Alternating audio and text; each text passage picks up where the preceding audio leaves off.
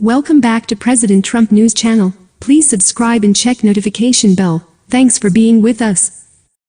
Breaking tonight: Nancy Pelosi rejects Trump's executive order on police reform. Speaker of the House Nancy Pelosi said that President Trump's executive order Tuesday falls short of adequately addressing racial injustice and police brutality one day after she called a chokehold a lynching. Well, let's get reasonable. Chokehold is a lynching. It's a strangulation. It's a lynching.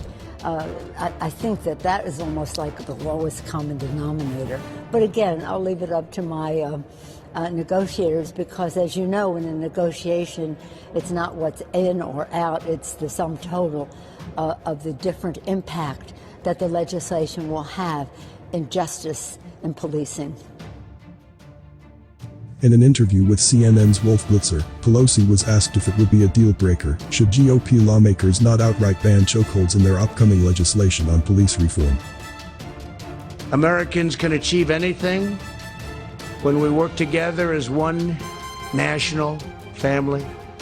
To go forward, we must seek cooperation, not confrontation. We must build upon our heritage, not tear it down.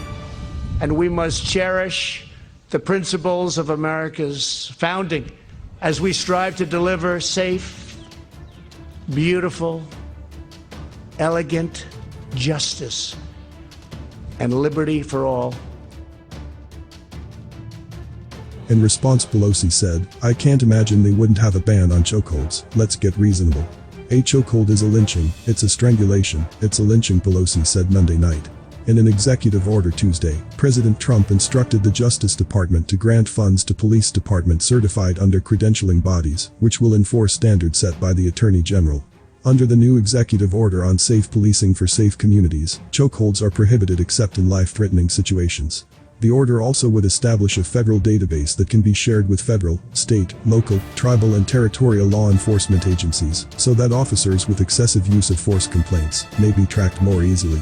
The president's executive order lacks meaningful, mandatory accountability measures to end misconduct, Pelosi said in a statement Tuesday.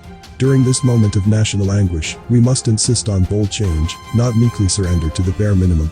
House Democrats unveiled a new bill last week that aimed to increase officer accountability for misconduct and increase transparency in policing. The legislation also calls for an outright ban to chokeholds and no-knock orders. Democrats are advancing the George Floyd Justice and Policing Act. Bold, unprecedented reforms to curb police brutality, end racial profiling, and end the court-created doctrine of qualified immunity for law enforcement to hold police accountable, Pelosi said in a statement Tuesday. Senate Republicans, led by Senator Tim Scott, RSC, are also reportedly working on legislation to address police brutality and transparency.